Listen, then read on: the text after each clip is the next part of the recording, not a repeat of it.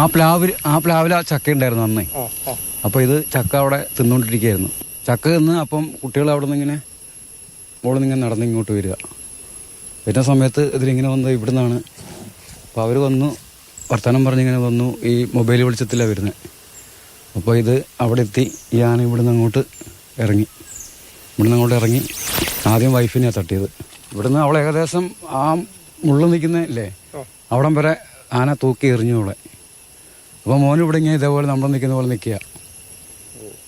എന്നിട്ട് ആന റിട്ടേൺ എതിരെ തന്നെ കയറിയപ്പോൾ മോനും ഇവിടെ നിൽപ്പുണ്ട്. അപ്പോൾ അമ്മയ്ക്ക് എന്ത് പറ്റിയെന്ന് അറിയാൻ വേണ്ടി അവൻ അങ്ങോട്ട് ഓടി ചെന്നപ്പോഴത്തേന് വീണ്ടും ആന അവനെ ആക്രമിക്കുകയായിരുന്നു. 2025 ഏപ്രിൽ 6 മുണ്ടൂർ കയറംകുണത്ത് ഇവിടെ വച്ചുണ്ടായ ഒരു അപകടം, ഒരു വന്യജീവി ആക്രമണം നിങ്ങളാരും മറന്നു കാണാനിടയില്ല. അലന്റെ വീട്ടിലേക്ക് ഇപ്പോൾ അദ്ദേഹത്തിന്റെ മൃതദേഹം എത്തിച്ചിട്ടുണ്ട്. വളരെ ദുഃഖകരമായൊരു സാഹചര്യമാണ് ഇവിടെ.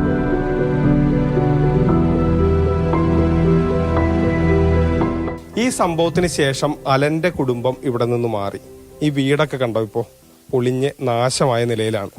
ഇവിടെ താമസിക്കാൻ കഴിയില്ല. അത്രമാത്രം വന്യജീവി പ്രശ്നമാണ് ഇവിടെയുള്ളവർ നേരിടുന്നത്. വൈഫിന് ഇവിടെ നിൽക്കാൻ തീരെ, ഈ സംഭവം കഴിഞ്ഞ ശേഷം ഇവിടെ നിൽക്കാൻ തീരെ താല്പര്യമില്ല. അവിടെ മാനസികമായിട്ട് ആകെ ഒരു ഇതിലുള്ളതാണ്. ആനയുണ്ട്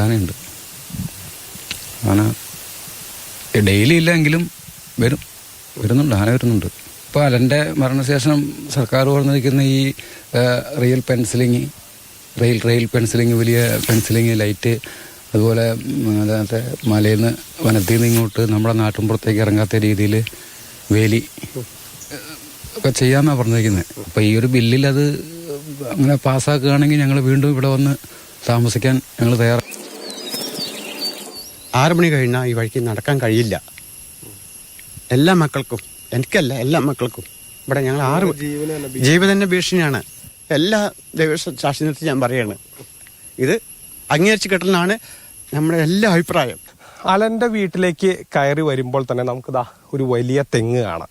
നിറച്ച് കായ്ഫലമുള്ളതാണ്. പക്ഷെ അതിന്റെ അടിയിലേക്ക് നോക്കിയാൽ ഇതുപോലുള്ള കുറെ തേങ്ങകൾ കൂട്ടിയിട്ടുണ്ടാവും.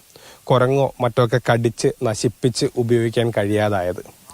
ഇവരുടെ ജീവിതവും ഇതുപോലെയൊക്കെയാണ്. നല്ല സ്ഥലമുണ്ട്, നല്ല സൗകര്യങ്ങളുണ്ട്. പക്ഷേ വന്യമൃഗശല്യം ജീവനും ജീവിതത്തിനും തന്നെ ഭീഷണിയായി നിൽക്കുന്നു.